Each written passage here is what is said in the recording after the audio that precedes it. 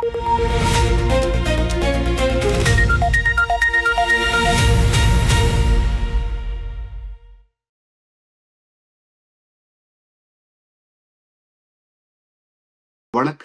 உலக தமிழ் உறவுகளே! மீண்டும் ஒரு உலக நகர்வுகள் நிகழ்வினூடாக உங்கள் அனைவரையும் சந்திப்பதில் மகிழ்ச்சி. நான் அருள், இங்கு ஆஸ்திரேலியாவிலிருந்து. என்னுடன் இங்கே இராணுவ புலனாய்வு ஆய்வாளர், அரசியல் பொருளாதார ஆய்வாளர் கலாநிதி அருஸ் அவர்கள் லண்டனிலிருந்து இணைந்து கொள்கிறார். வணக்கம் அருஸ். வணக்கம் அருள். இலக்கு நேர்களுக்கு அன்பு கலந்த வணக்கம். ஆம், இந்த அதாவது ஈரானுக்கும் யுஎஸ்ஏக்கும் இடையிலே செய்து கொள்ளப்பட்ட இந்த ஒப்பந்தம் தொடக்கத்திலேயே சேடமிழுப்பதாகவும் பல குழப்பங்கள் ஏற்படுவதாகவும் செய்திகள் வந்து கொண்டிருக்கின்றன. அதை பற்றின கருத்தை முதல்ல நேயர்கள் எதிர்பார்த்து கொண்டிருப்பார்கள். அந்த கருத்தை கூறுங்கள் முதல்ல. நாங்கள் நேற்று பேசும்போது கூட கூறியிருந்தோம், ஈரான் இந்த இன்று, அதாவது வெள்ளிக்கிழமை சுவிட்சர்லாந்தில் இடம்பெற இருந்த பேச்சுவார்த்தையில் இருந்து ஈரான் பின்வாங்கிவிட்டது. அதற்கு அவர்கள் போவதை நிறுத்திவிட்டார்கள் என்றும், அதற்குரிய காரணம் இந்த 14 அம்ச MOU என்ற அந்த உடன்படிக்கையின் முதலாவது ஆர்டிகிள் 1 என்று சொல்றது, ஷரத்து ஒன்றின் நிபந்தனைகளை பூர்த்தி செய்யவில்லை என்பதுதான் அவர்களோட வாதமாக இருந்தது. அது இந்த இஸ்ரேலுக்கும் ஹிஸ்புல்லாக்களுக்கும் இடையிலான மோதல். இஸ்ரேல் தொடர்ச்சியாக தாக்குதலை நடத்தி கொண்டிருக்கிறது.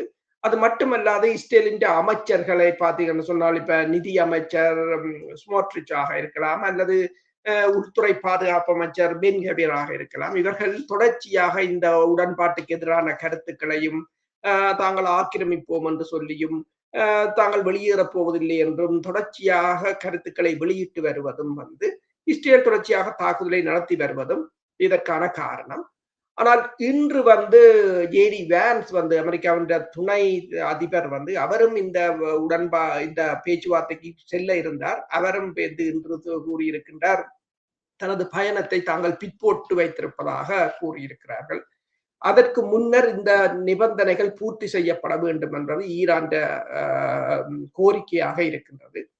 ஆனால் அதே சமயம் நீங்கள் பார்த்தீங்கன்னு சொன்னால், நேற்று இரவு இஸ்ரேலின் படை தலைமையகம் மீது, கட்டளை தலைமையகம் மீது ஹிஸ்புல்லாக்கள் FPV ட்ரோன்களை ஏவி இருக்கிறார்கள். அதில் கட்டளை மையம் தாக்கப்பட்டிருக்கின்றது. லெப்டினன்ட் கர்னல் தர அதிகாரி, ஏவுகணை எதிர்ப்பு பிரிவின் கட்டளை அதிகாரி அவர்தான். அவரும் 3 படையினரும் கொல்லப்பட்டதாக கூறப்படுகின்றது. அதே சமயம் இந்த தாக்குதல் இந்த வாரத்தில் இடம்பெற்ற இஸ்ரேலிய ராணுவத்தின் மீது இடம்பெற்ற 7வது தாக்குதல் என்று கூறப்படுகின்றது. இதனைத் தொடர்ந்து இஸ்ரேல் கிட்டத்தட்ட இரவு முழுவதும் 150 தடவைகள் விமான குண்டு வீச்சை நடத்தியிருப்பதாகவும், விமான குண்டு வீச்சு, ஆள் இல்லாத தாக்குதல் விமானங்கள் மூலமான தாக்குதல்களை, இதில் 20 பேர் லெபனானில் கொல்லப்பட்டிருப்பதாகவும் கூறப்படுகிறது. அதே சமயம் இந்த ஈரானுடன் ஒரு நீடித்த, அதாவது இந்த ஈரானுடனான இந்த போர் நிறுத்தத்தை எவ்வாறாயினும் குழப்ப வேண்டும் என்பதில் இஸ்ரேல் தீவிரமாக இருப்பதைத்தான் இது காட்டுகின்றது. அதாவது இந்த தாக்குதல்களை தொடர்ந்து ஈரான் இந்த தனது பயணத்தை நிறுத்தியதை தொடர்ந்து ஹோர்முஸ் நீரிணை மூடப்பட்டதாக கூட தகவல்கள் வெளிவந்திருந்தன. பிறகு ஈரான் கூறியிருந்தது, தாங்கள் அதனை இன்னும் மூடவில்லை என்று கூறியிருந்தது. எண்ணெய் விலை மீண்டும் $2 அதிகரித்திருக்கின்றது. அதாவது இந்த ஈரான் போரை பொறுத்தவரையில், ஈரான் அமெரிக்காவுக்கு இடையிலான போரை பொறுத்தவரையில், அது ஒரு முற்று முழுதான போர் நிறுத்தத்துக்கோ அல்லது அமைதிக்கோ இப்போதைக்கு வருவதற்கான சாத்தியப்பாடுகள் இல்லை என்பதைத்தான் இந்த தாக்குதல்கள் காட்டுகின்றன. இஸ்ரேலின் இந்த நடவடிக்கை குறித்து பிரான்சின் அதிபர் இமானுவேல் மேக்ரோனும் கூறியிருக்கின்றார், இஸ்ரேலை பொறுத்தவரையில் அவர்களுக்கு ஒரு பொறுப்புணர்வு என்றது இல்லை என்று கூறியிருக்கின்றார். அதே சமயம் இஸ்ரேல் தொடர்பாக இந்த ஐரோப்பிய ஒன்றியத்தின் அரசியல் பிரிவு தலைவர் ஹாஜா ஹலாஸ் என்ன கூறியிருக்கிறார் என்று சொன்னால், தென் ஆப்பிரிக்காவின் இனவெறி அரசுடன் இஸ்ரேலை ஒப்பிட்டதால் இஸ்ரேல் இன்று அறிவித்திருக்கின்றது ஐரோப்பிய ஒன்றியத்தின் ராஜதந்திரி காஜா கலாசுடனான உறவுகளை இஸ்ரேல் முறித்துக் கொள்வதாக கூறியிருக்கின்றது. தற்போதைய இந்த நிலைமை தொடர்பில் அனைத்துலக மட்டத்தில் இஸ்ரேல் மீதான வெறுப்புகள் அதிகரித்து வருவதைத்தான் பார்க்கக்கூடியதாக இருக்கின்றது. ஆம், இப்ப இந்த தாக்குதல்களை முதலில் ஆரம்பித்தது ஹிஸ்புல்லா தான் தாங்கள் பதிலடி கொடுப்பதாக இஸ்ரேல் கூறிக்கொண்டிருக்கிறது. ஹிஸ்புல்லாவை பொறுத்தவரையில இந்த ஒப்பந்தங்களிலே எங்கேயுமே எப்பொழுதுமே ஹிஸ்புல்லா உள்ளடக்கப்படவில்லை. ஆகவே ஹிஸ்புல்லாவை கட்டுப்படுத்துவது முடியாது. ஆகவே இந்த ஹிஸ்புல்லாவை காரணமாக கொண்டு இஸ்ரேல் பதில் தாக்குதல் நடத்துவதும் சேதங்கள் வருவதும், இது ஈரானும் முதல் கூறியிருந்தது, அதாவது இந்த இஸ்ரேல் தாக்குதல் நடத்துமாக இருந்தால் தொடர்ந்து தாங்கள் அமைதி ஒப்பந்தத்திலிருந்து வெளியேறுவோம் என்று சொல்லி. ஆகவே இப்போ ஹிஸ்புல்லாவை யாரால நிறுத்த முடியுமா? ஹிஸ்புல்லாவை தொடர்ந்து தாக்குகிறது. ஈரானால் ஹிஸ்புல்லாவை தடுத்து நிறுத்த முடியுமா? அல்லது ஹிஸ்புல்லாவை ஈரான் தூண்டி விடுவதாக பார்க்கிறீர்களா? என்ன இந்த நிலப்பாடு?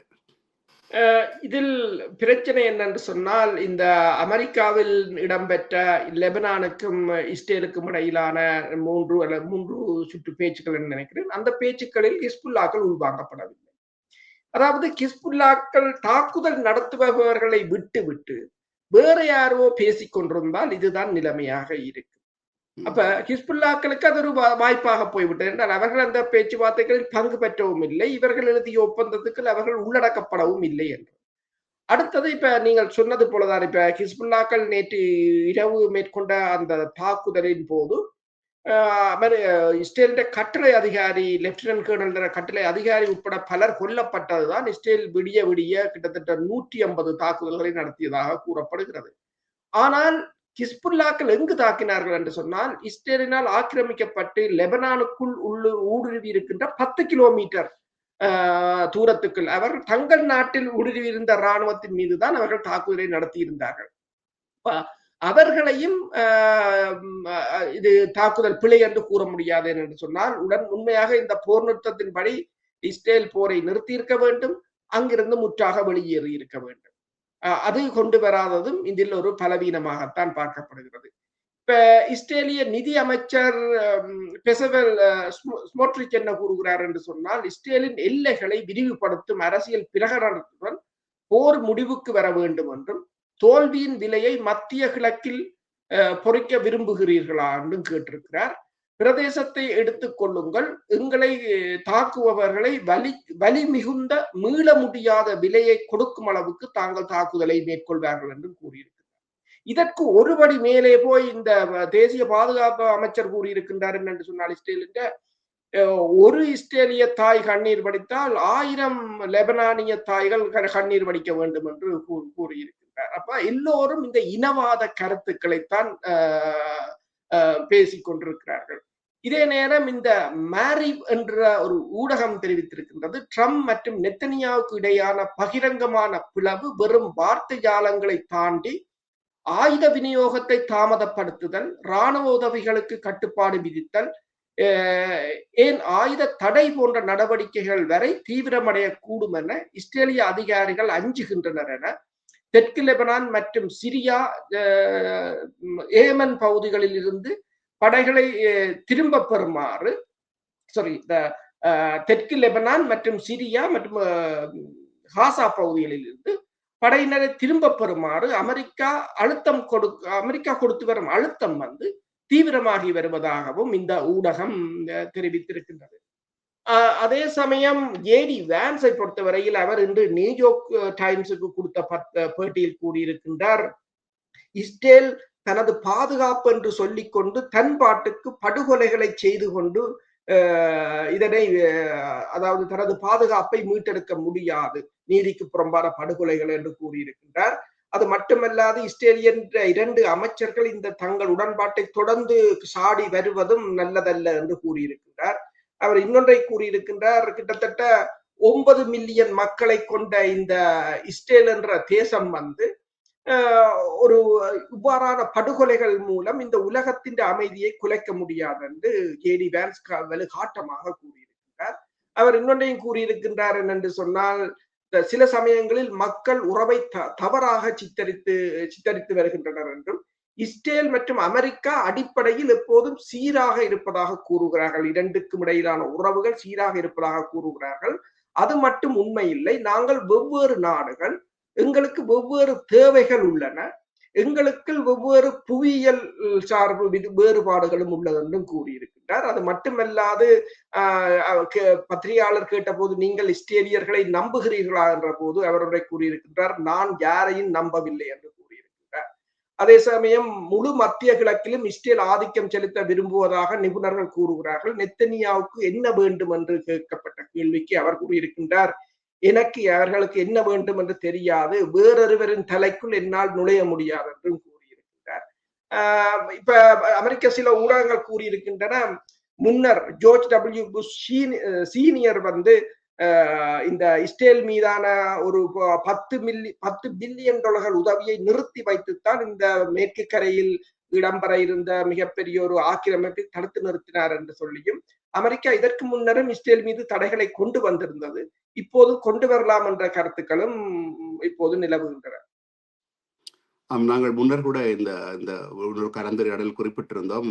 எவ்வாறு இலங்கை இந்திய ஒப்பந்தம் ஏற்படுத்தப்படும் பொழுது விடுதலை புலிகள் தரப்பை தவிர்த்து விட்டு இலங்கையும் இந்தியாவும் ஒப்பந்தம் செய்து கொண்டதோ, அதே போலத்தான் இங்கே ஹிஸ்புல்லா என்கிறதும் ஒரு முக்கியமான தரப்பாக மாறி இருக்கிறது. ஈரானின் நிபந்தனைப்படி அதாவது இஸ்ரேல் வந்து ஆக்கிரமிப்பு பகுதியான அதாவது எங்கே லெபனானிலே ஆக்கிரமித்துக் கொண்ட பகுதிகளிலிருந்து வெளியேற வேண்டும், தாக்குதல்களை நிறுத்த வேண்டும் என்ற கோரிக்கை முன்வைத்திருந்தது. அவ்வாறு இல்லை என்று சொல்லி சொன்னால் இந்த ஒப்பந்தத்தில் இருந்து சேரம் விலக வேண்டி வரும் என்றும் ஆரம்பத்திலிருந்தே கூறிக்கொண்டிருந்தது. ஆகவே அந்த இடத்திலே ஒரு தரப்பாக ஹிஸ்புல்லாவையும் கருத்தில் கொள்ளப்படாததுதான் இப்போது இந்த தொடர்ந்து நடந்து கொண்டிருக்கும் இந்த ஹிஸ்புல்லாவுக்கும் இஸ்ரேலுக்கும் இடையிலான யுத்தம் காரணமாக இருக்கும் அல்லவா? உண்மைதான். என்னென்று சொன்னால் ஹிஸ்புல்லாக்களை இதில் இணைத்திருக்க வேண்டும். அடுத்ததாக ஈரான் தொடர்ச்சியாக கூறிக்கொண்டிருந்தது, எல்லா முனைகளிலும் போரை நிறுத்த வேண்டும் என்று ஈரான் தொடர்ச்சியாக கூறிக்கொண்டிருந்தது. மற்றது உலக நாடுகளும் இது தொடர்பாக அழுத்தத்தை கொடுத்திருக்க வேண்டும். ஏனென்று சொன்னால் இஸ்ரேல் மீதான அழுத்தத்தை இப்போதுதான் மெல்ல மெல்ல அழுத்தங்களை கொடுக்கிறார்களே தவிர இதற்கு முன்னர் பெருமளவில் அவர்கள் அழுத்தங்களை கொடுத்ததாக தெரியவில்லை. இப்போது அமெரிக்காவின் புலனாய்வுத்துறை ஒன்றை கூறியிருக்கின்றது, ஈரானுடன் ஒரு நீடித்த ஒப்பந்தத்தை பெறுவதற்கான அதிபர் டிரம்பின் முயற்சிகளை பலவீனப்படுத்தக்கூடிய நடவடிக்கைகளை பிரதமர் பெஞ்சமின் நெத்தனியாகு எடுக்கக்கூடும் என்று அமெரிக்க உளவு அமைப்புகள் ட்ரம்ப் நிர்வாகத்தை எச்சரித்திருப்பதாகவும், அமெரிக்கா உளவுத்துறைக்கு மட்டுமல்லாமல் அனைவருக்கும் வெளிப்படையாக தெரிந்த ஒரு விடயத்தை இந்த வாஷிங்டன் போஸ்ட் பத்திரிகை வந்து இன்று வெளியிட்டிருப்பதாக கூறப்படுகிறது. உளவுத்துறை மதிப்பீட்டுகளின்படி லெபனானில் உள்ள ஹிஸ்புல்லாவிற்கு எதிரான இஸ்ரேலின் ராணுவ நடவடிக்கைகள் தொடர இஸ்ரேல் உத்தேசித்திருப்பதாகவும், இது அங்கு ராணுவ நடவடிக்கைகளை நிறுத்த கோரும் அமெரிக்காவுக்கும் ஈரானுக்கும் இடையிலான ஒப்பந்தத்தின் ஒரு முக்கிய விதிக்கு முரணானது என்று சொல்லியும், தேர்தலுக்கு முந்தைய காலகட்டத்தில் லெபனானில் இருந்து இஸ்ரேலிய படைகளை திரும்ப பெற மாட்டேன் என்பதையும், ஹிஸ்புல்லாக்கள் மீதான அழுத்தத்தை அதிகரிப்பதில் உறுதியாக இருப்பேன் என்பதையும் நிரூபிப்பதில் தான் நெத்தன்யாகுவின் அரசியல் இருப்பு தங்கி இருக்கிறது என்றும் உளவுத்துறை அறிக்கைகள் இதனை இந்த குறிப்பிட்டதாக இந்த பத்திரிகை தெரிவித்திருக்கின்றது. அப்ப என்னென்று சொன்னால், இப்ப நீங்கள் சொன்னது போல ஒன்று இந்த இஸ்ரேல் நடவடிக்கைகளை கட்டுப்படுத்த அமெரிக்கா தவறியது இப்போது ஒரு ஈகோ கிளாஷாக வந்திருக்கிறது. ட்ரம்ப் கூறியிருக்கின்றார், தான் என்னதை சொன்னால் தன்னை இஸ்ரேலிய அதிபர் இஸ்ரேலின் பிரதமர் பெஞ்சமின் நெத்தனியாவும் மதிப்பதாகவும், தான் என்னதை சொன்னாலும் கேட்பார் என்று ஒரு பத்திரிகைக்கு ஒரு ஊடகத்துக்கு செய்தி வழங்கும் போது கூறியிருந்தார். ஆனால் அதற்கு எதிர்மாறாக நடப்பது வந்து இஸ்ரேலை பொறுத்தவரையில் தான் அமெரிக்காவுக்கு கட்டுப்பட்டவன் அல்ல என்றதை காட்டிக் கொண்டிருக்கின்றது. இது ஒரு இஸ்ரேலுக்கும் அமெரிக்காவுக்கும் இடையிலான ஒரு உள்ளக மோதலாகத்தான் பார்க்கலாம். இந்த மோதலை பற்றித்தான் நான் கொஞ்சம் மேலதிகமாக தகவல்களை பெற விரும்புகிறேன்.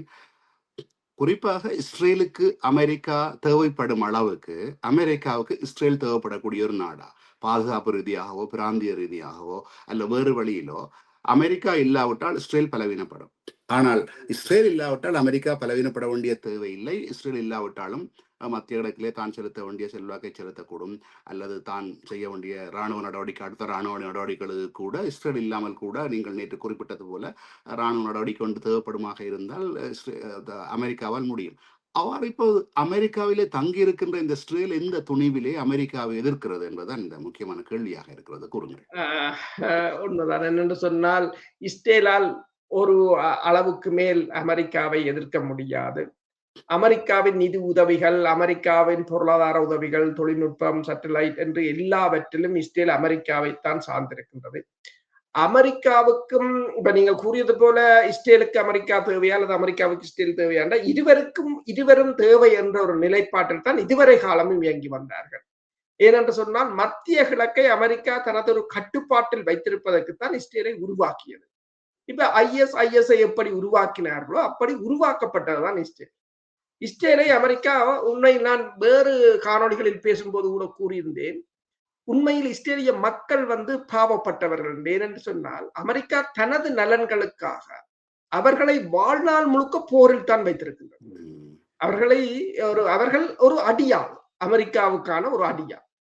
ஆனால் நீங்கள் இந்த தமிழ் படங்களில் பார்த்தது போல அடியாட்கள் அந்த தேவை இருக்கும் வரையும் தான் தேவை முடிந்து விட்டால் பிறகு அவர்கள் தேவைப்பட மாட்டார்கள். இந்த அவ்வாறான ஒரு நிலை. ஏனென்று சொன்னால் இப்ப மத்திய கிழக்கை இஸ்ரேல் கட்டுப்படுத்தி வைத்திருக்கும் வரையிலும் தான் இஸ்ரேல் அமெரிக்காவுக்கு தேவை. மத்திய கிழக்கின் கட்டுப்பாடு இஸ்ரேலை விட்டு போய்விட்டுவதென்றால் பிறகு அமெரிக்காவுக்கு இஸ்ரேல் தேவையில்லை. இஸ்ரேலை வைத்து அமெரிக்கா சும்மா சோறு போட்டுக் கொண்டிருக்க வேண்டிய ஒரு நிலையாகத்தான் இருக்கும். அப்ப இப்ப இந்த ஈரான் போர் இதை மறுபலமாக மாற்றிவிட்டது. அந்த சமநிலையை சமப்படுத்தத்தான் இப்போ இஸ்ரேல் கடுமையாக முயன்று கொண்டிருக்கின்றது. ஏனென்றால் இஸ்ரேலுக்கு ஒரு போர் இல்லாவிட்டால் தான் தப்பி பிழைக்க முடியாதுன்றது தெரிந்து விட்டது. அப்ப ஏனென்று சொன்னால் ஈரான் ஒரு 4வது வல்லரசாக உருவெடுக்குமாக இருந்தால் பிறகு இஸ்ரேல் அமெரிக்காவுக்கு தேவைப்பட போவதில்லை. அதே நேரம் மத்திய கிழக்கு நாடுகளையும் அமெரிக்கா கட்டுப்படுத்த வேண்டும் என்று சொன்னால் அமெரிக்கா வேறு மார்க்கங்களைத்தான் பார்க்க வேண்டிய ஒரு தேவை ஏற்படும். இப்போது கூறியிருக்கிறார் என்று சொன்னால் இந்தோ பசிபிக் பிராந்திய கட்டளை மையம் என்று அமெரிக்கா உருவாக்கி இருந்தது. முன்னர் பசிபிக் பிராந்தியம் என்றுதான் இருந்தது. ஆனால் பிறகு இந்தியாவையும் இணைத்து தான் அந்த இந்தோ பசிபிக்கை 2018ஆம் ஆண்டு உருவாக்கியது. ஆனால் இப்போது இந்த இந்தோ பசிபிக்ல இந்தோவை எடுத்து விட்டது. இப்போது பசிபிக் கட்டளை மையம் என்று மாற்றிவிட்டது. அப்பதான் சில ஆய்வாளர்கள் கூறுகிறார்கள் இனி இந்தியா அமெரிக்காவுக்கு தேவையில்லை என்ற ஒரு நிலைக்கு அமெரிக்கா வந்து விட்டது. அப்படி இந்த உலக ஒழுங்கில் நண்பர்களும் எதிரிகளும் மாறிக்கொண்டுதான் இருப்பார்கள். ஆனால் இதை இஸ்ரேல் இப்போது மெல்ல உணர்ந்திருக்கின்றது. எனவேதான் இஸ்ரேல் தனது நிலையை தக்க வைப்பதற்கு அதுக்கு ஒரு போர் தேவையாக இருக்கின்றது. இங்க முக்கியமான நான் ஒரு கேள்வியை இப்போது முன்வைக்க விரும்புகிறேன். அமெரிக்காவிலே வாழக்கூடிய யூதர்கள் மிக பெரும் பணக்காரர்கள், மிக பெரும் செல்வாக்கானவர்கள், அரச மட்டத்திலும் சரி, பொருளாதார மட்டத்திலும் சரி செல்வாக்கு செலுத்தக்கூடியவர்கள். அவர்களின் செல்வாக்கின் மூலம்தான் இந்த அமெரிக்க அரசாங்கத்தை அடிக்கடி இந்த பிரச்சனை, இஸ்ரேலினுடைய பிரச்சனைகளில் ஈடுபட வைப்பது அல்லது ஏதோ ஒரு வகையிலே மூக்கை நுழைப்பு வைப்பது நடக்கிறது என்பது மாதிரியும். ஒரு சின்ன உதாரணத்துக்கு கூறுவதாக இருந்தால், இலங்கையின் விடுதலை போராட்டத்திலே புலம்பெயர் தமிழர்களினுடைய பங்கு அல்லவருடைய செல்வாக்கு நிறைய இருந்தது எவ்வாறோ, அதே போல இந்த அமெரிக்காவில் வாழக்கூடிய இந்த யூதர்கள் நிறைய செல்வாக்கு செலுத்துகிறார்கள். பொதுவாக கூறுவார்கள் யூதர்கள் மூலசாலிகள். அவர்கள்லாம் உலகத்தை கட்டியாளும் தந்திரங்களை, இந்த வியாபார தந்திரங்கள், விளம்பர தந்திரங்கள் என்ற பலவற்றை உருவாக்கும் ஒரு ஆக்கள் என்று சொல்லி அவர்கள்லாம் இந்த அமெரிக்க அரசாங்கத்துக்குள்ளே நிறைய செல்வாக்கு செலுத்துவதும் அடிக்கடி இந்த இஸ்ரேல் சார்பாக அல்லது இந்த இஸ்ரேல் பிரச்சனைக்குள்ளே மூக்க நுழைப்பு வைப்பதும் என்று கூறுகிறார்கள். அதுல என்ன உண்மை இருக்கிறதா? உண்மைதான். என்னென்று சொன்னால் பெருமளவான இடங்களில் அது அவர்களாகவே ஊடுருவி இருக்கிறார்கள். இப்ப இலங்கையின் அருகம்பே வரையிலும் அவர்கள் ஊடுருவி இருக்கிறார்கள் என்றால் பாருங்கள். அப்ப அவர்கள் எல்லா நாடுகள், ஏன் என்று சொன்னால் எல்லா நாடுகளையும் தங்கள் லொபி என்று சொல்லி தங்களோட பிரச்சாரத்துக்கு பயன்படுத்துவதற்காகவும் அந்த நாடுகளுக்குள் உள்ள முக்கிய இடங்களில் தங்கள் ஆட்களை நிறுத்துவதன் ஊடாக அவர்களின் நிலைப்பாடுகளை முன்கூட்டியே அறிந்து கொள்வது, அதற்கு எதிரான நிலைப்பாடுகளை எடுப்பது, முன்கூட்டியே இந்த யுஎன்ல வருகின்ற தீர்மானங்கள் இதுகளை தோற்கடிப்பது என்று சொல்லி அவர்களுடைய நெட்வொர்க் மிகவும் பயங்கரமானது, மிகப்பெரியது. அவர்கள் தங்களோட பிரச்சாரத்துக்காக மட்டுமே ஒரு வருடத்துக்கு $730 மில்லியன் ஒதுக்குகிறார்கள் தங்கள் பிரச்சார நடவடிக்கைகளுக்கு மட்டுமே. அவ்வாறுதான் அவர்கள் இந்த நிலைமை இருந்தது. அதே போல நீங்கள் சொல்வது போல அமெரிக்காவில் இருப்பவர்களிலும் பெருமளவானவர்கள் பெருமளவான அந்த செல்வந்தர்களாகவும் அரசியல் பிரமுகர்களாகவும் பத்திரிகை துறையில் இருப்பவர்களாகவும் அவர்கள் தான் இருக்கிறார்கள். இங்கே பிரித்தானியாவிலும் கூட மிக பெரும் பத்திரிகைகளை அவர்கள் தான் கட்டுப்பாட்டில் வைத்திருக்கிறார்கள். இப்ப ஈரான் இஸ்ரேல் அமெரிக்கா பிரச்சனையில் ரஷ்யா வந்து ஒரு ஒரு மென்மையான போக்கை கடைபிடித்தது. ஈரானை காப்பாற்றிய அதே சமயம் ரஷ்யா நேரடியாக பெரிய அளவில் தலையிடாததற்கு காரணம் ரஷ்யாவை சேர்ந்த பல லட்சம் பேர் இஸ்ரேலில் வாழ்கிறார்கள் என்றது. அப்ப எல்லா நாடுகளிலும் அவர்கள் இந்த நிலைமை ஊடுருவல் இருக்கின்றது. இது வந்து இப்போது மெல்ல மெல்ல ஒரு மாற்றத்தை இப்ப அமெரிக்கா ட்ரம்ப் கூறியது போல அமெரிக்காவை மீட்டெடுக்க வேண்டும் என்று அவர் கூறியது மறைமுகமாக கூறியதும் இதைத்தான். இப்ப அமெரிக்காவுக்குள்ளேயே இப்போது உள்ளக பிரச்சனைகள் தோன்றியிருப்பதாக கூறப்படுகிறது. அதாவது உலகளாவிய எண்ணெய் கையிருப்பு குறைந்து வருவதாகவும் கடுமையான விநியோக பற்றாக்குறை உருவாகும் அபாயம் இருப்பதாகவும் ஆலோசகர்கள் வார கணக்கில் எச்சரித்த போதிலும் ட்ரம்ப் ஈரானுடன் ஒரு பூர்வாங்க ஒப்பந்தத்தை முன்னெடுத்திருக்கிறார் என்றும் அதிபர் ட்ரம்ப் உதவியாளர்கள் சட்டம் இயற்றுபவர்கள் மற்றும் நீண்டகால கூட்டாளிகளின் ஆலோசனைகளை புறக்கணித்து தனது உள்ளுணர்வின்படியே இப்போது ஆட்சி செய்து வருவதாகவும் கூறப்படுகின்றது. இதை யார் கூறியிருக்கிறது என்று சொன்னால் வால் ஸ்ட்ரீட் ஜேர்னல் இதை கூறியிருக்கின்றது. அவர் தனது விமர்சகர்களிடமிருந்தும் ஆலோசகர்களிடமிருந்தும் நான் அதிபர் நீங்கள் அல்ல என்று கூறியதாக அவர்களுக்கு கூறியதாக இந்த பத்திரிகை கூறியிருக்கின்றது. ஈரானுடனான பூர்வாங்க அமைதி ஒப்பந்தம் முதல் புதிய உளவுத்துறை தலைவரின் நியமனத்தை தாமதப்படுத்துதல் வரை சமீபத்திய தொடர் முடிவுகள் பல குடியரசுக் கட்சியினரை விரக்தியடைய செய்திருப்பதோடு நவம்பரில் அந்த கட்சியினர் வெற்றி வாய்ப்பு குறித்து அவர்கள் கவலை தெரிவிப்பதாகவும் அந்த ஜேர்னல் தெரிவித்திருக்கின்றது. அப்ப என்னென்று சொன்னால் இப்ப ட்ரம்பை பொறுத்தவரையில் அதாவது பெஞ்சமின் நெத்தனியாவும் மொசாட்டின் தலைவரும் சென்றுதான் ட்ரம்பை இந்த ஈரான் போருக்கு இழுத்து விட்டதாக குற்றச்சாட்டப்பட்டிருந்தது.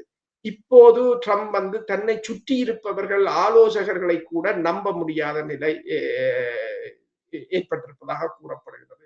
ஜேடி வேன்ஸ் வந்து முதலாவது உங்களுக்கு தெரியும் பேச்சுவார்த்தையின் போது இஸ்லாமாபாத்தில் நடைபெற்ற பேச்சுவார்த்தைகளின் போது ஜேடி வேன்ஸ் வந்து ஒவ்வொரு காலம் பேசிவிட்டு நெத்தனியாவுக்கு தொலைபேசி அழைப்பை எடுத்து பேசியதும் கூட கசிந்திருந்தது. அப்போ கூட அதாவது அந்த துணை அதிபர் வரையிலும் இஸ்ரேலின் ஊடுருவல்கள் இருப்பதாக பேசப்பட்டிருந்தது. ஆனால் இப்போது வந்து அந்த நிலைமை தலைகீழாக மாறி இருக்கின்றது. ஜேடி வேன்ஸுக்கும் இஸ்ரேலுக்கும் இடையிலான முருகல் நிலையையும் பார்க்கலாம். அதே சமயம் இன்னொரு பிரச்சனை அமெரிக்காவின் உள்ளகத்திலே என்னென்று சொன்னால் ஈரானின் அணுசக்தி திட்டம் முற்றிலும் அழிக்கப்பட்டு விட்டது என்ற தனது கூற்றை வந்து துணை ஜனாதிபதி ஜேடி வேன்ஸ் வந்து மறுத்ததால் ட்ரம்ப் அவர் மீது கடும் கோபத்தில் இருப்பதாக கூறப்படுகிறது. எல்லோரும் இந்த ஈரான் அணு ஆயுதம் அழிக்கப்பட்டு விட்டது என்று சொல்ல வேண்டும் என்று அதுதான் சரியான வார்த்தை என்று ட்ரம்ப் சொல்லிக் கொடுத்த போதும் ஜேடி வேன்ஸ் வந்து அது பிற்போடப்பட்டிருப்பதாகவும் அது சேதமடைந்திருப்பதாகவும் கூறியது வந்து இருவருக்கும் இடையிலான பிளவை ஏற்படுத்தி இருப்பதாகவும் கூறப்படுகிறது. என்னென்று சொன்னால் ஒன்று நீங்கள் சொன்னது போல இந்த இஸ்ரேலின் உளவாளிகள் அல்லது ஊடுருவலாளர்கள் இந்த அமெரிக்காவின் மேல் மட்டத்துக்குள் ஒரு பிரச்சனையை ஏற்படுத்த முற்படலாம். இல்லை என்று சொன்னால் அமெரிக்கா அவர்களை முற்றாக புறக்கணித்து தண்ட பாட்டுக்கு இயங்க வேண்டும். இந்த யூதர்கள் எப்பொழுது ஒரு வெறுக்கப்படும் மக்களாக பார்க்கப்படுகிறார்கள். குறிப்பாக ஹிட்லரால் பல மில்லியன் மக்கள் கொலை செய்யப்பட்டது என்ற குற்றச்சாட்டை முன்வைக்கப்பட்டாலும் அதுக்கான காரணமாக ஜெர்மனியில ஒரு காலத்திலே அவர்கள்லாம் பத்திரிகைகள், ஊடகங்கள், பணக்காரர்கள் எல்லாவற்றையும் கட்டுப்படுத்தி வரும் ஒரு சூழ்நிலை தான் உண்மையா அவர்கள் மீது பொருட்பட்டது. அவருடைய திறமையா இருக்கலாம். இருந்தாலும் இப்பொழுது வெளிநாடுகளில் இப்போ இலங்கையில் அருகம்பையில கூட அல்லது வெளிநாடுகளில் இருக்கின்ற போகின்ற இந்த உல்லாச பயணிகளாக போகின்ற ஆஸ்திரேலியர்களை பற்றி தவறான ஒரு பார்வை இருக்கிறது. அவர்கள் எப்பொழுதும் எல்லாத்தையும் இலவசமாக எதிர்பார்ப்பார்கள், எல்லாத்துக்கும் சண்டை ஒடிப்பார்கள், அதாவது ஒரு அரக்கர்கள் மாதிரி நடந்து கொள்வார்கள் என்ற ஒரு அபிப்பிராயம் இருக்கிறது. அப்படி ஒரு அவர்களின் காலங்காலமாக அவர்கள் அறிவு ரீதியாக அவ்வாறு வளர்ந்தார்களா இல்லை தாங்கள் பாதிக்கப்பட்டதாக அவ்வளவு வளர்ந்திருக்கிறார்களா? அதாவது ஒரு உலகத்திலே நீங்கள் சொல்வது போல 70 லட்சம் மக்களை கொண்ட ஒரு நாடு, சுற்று வட்டாரம் பார்க்க போனால் பல கோடி மக்கள் கொண்ட அரபு நாடுகள் இருந்தும் அவர்களுக்குள்ளே தனியொரு ஆளாக நின்று போராடும் அளவுக்கு அந்த போராட்ட குணமும் அவர்களிடம் இருக்கிறது. இவைகள் எல்லாம் சேர்ந்ததுதான் இந்த பிரச்சனைகளுக்கு காரணமா? அல்லது என்ன எவ்வாறு பார்க்கிறீர்கள் இதை? உண்மைதான். நீங்கள் பார்த்தீர்கள் என்று சொன்னால் எல்லோரும் அங்கு சாதாரணமாக திரிபவர்களை பார்த்தால் எல்லோருடைய தோளிலும் ஒவ்வொரு துப்பாக்கி இருக்கும். இந்த பென் ஹிதர் என்ற அமைச்சர் கூறியிருக்கின்றார், நாங்கள் ஆயுதங்களை தொடர்ச்சியாக அள்ளி மக்களுக்கு வழங்க வேண்டும் என்று. ஒரு ரஃப்பான போர்க்குணம் மிக்கவர்களாகவும் மாற்றப்பட்டு வளர்க்கப்பட்டிருக்கிறார்கள். எனது நண்பர் ஒருவர் சுற்றுலாவுக்கு சென்றிருந்தார் அங்க அவர் இந்த நிறுவனத்தினூடாக. அப்போது அங்கு போய் ஜெருசலத்துக்கு போய் பார்வையிட்டு வந்த போது அந்த பல இடங்களில் சோதனை சாவடிகள் இருக்கின்றன. அப்போ சோதனை சாவடிகளை பஸ்ஸை நிப்பாட்டிய போது இஸ்ரேலிய வீரர்கள் உள்ளுக்கு ஏறும் போது அங்கு அவர்களை கூட்டிக் கொண்டு சென்றவர்கள் சொன்னது, நீங்கள் யாரும் சிரிக்க கூடாது என்று சொல்லி, அவருக்கு சிரித்தால் பிடிக்காது என்று சொல்லி. அப்படியான ஒரு நிலைமையாகத்தான் இருக்கின்றது. நீங்கள் சொன்னது போல இலங்கையிலும் அவர்கள் கடுமையாகத்தான் நடந்து கொள்கிறார்கள். வாடகையை கொடுப்பதில்லை, பணத்தை கொடுப்பதில்லை, சாப்பிட்டு விட்டு பணத்தை, அப்படி நெருக்கடி. அவர்கள் யோசிக்கிறார்கள் தாங்கள் தான் இந்த உலகத்திலேயே மிகச் சிறந்தவர்கள் என்று சொல்லியும் தங்களை யாரும் தொட முடியாது என்ற ஒரு அந்த மனநிலைக்கு வளர்ந்து விட்டார்கள். இப்ப பௌத்த சிங்கள பேரினவாதம் எவ்வாறு இலங்கையில் இருக்கின்றதோ அதே போன்ற ஒரு மனநிலை. இப்ப அங்கு யாரும் பௌத்த துறவிகளை கூட தொட முடியாது, எந்த பிரச்சனை செய்தாலும். இப்ப அண்மையில் கூட நடந்த சம்பவங்களை நீங்கள் பார்த்திருப்பீர்கள். அதே போன்ற ஒரு மனநிலை தான்.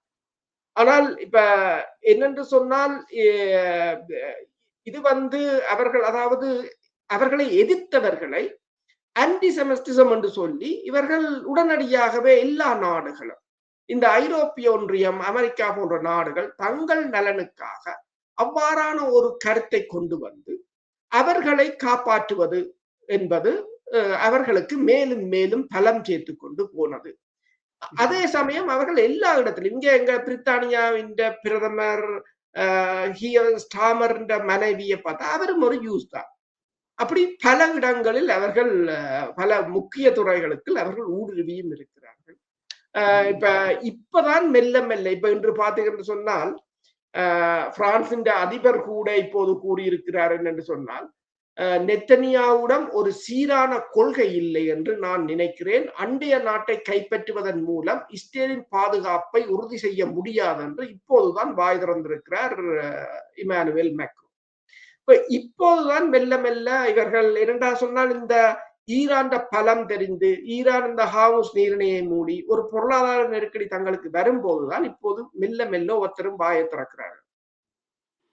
சரி, இப்போ நாங்கள் உக்ரைன் ரஷ்யா பற்றி பேசவில்லை என்று சொல்லி சிலர் கேட்டிருந்தார்கள் நேற்று. இன்று உக்ரைன் பயங்கரமான தாக்குதல் நடத்தி ரஷ்யாவிலே பல இடங்கள் எரிந்து கொண்டிருக்கின்ற தகவல்கள் வந்து கொண்டிருக்கின்றன. அதை பற்றி நேயர்களுக்காக கொஞ்சம் குறிப்பிட முடியுமா? இந்த ரஷ்யாவின் ஹாசன் பகுதியில் இந்த ஆசியன் மாநாடு, 10 உறுப்பு நாடுகளை கொண்ட ஆசியன் மாநாடு ஒன்று நடைபெற்றுக் கொண்டிருக்கிறது நேற்று. அந்த சமயம் பார்த்து உங்களுக்கு தெரியும், அதற்கு முதல் இந்த சென்ட் பீட்டர்ஸ்பர்க்ல கடந்த வாரம் இந்த ரஷ்யாவின் பொருளாதார மாநாடு நடந்த போதும் கூட அந்த இடத்தை தாக்கியிருந்தார்கள் உக்ரைன். இப்போது இந்த மாநாடு நடந்த போது கூட கிட்டத்தட்ட 200க்கும் மேற்பட்ட ட்ரோன்கள் மாஸ்கோவை தாக்கி இருக்கின்றன. 550 ட்ரோன்கள் ரஷ்யாவை தாக்கி இருக்கின்றன.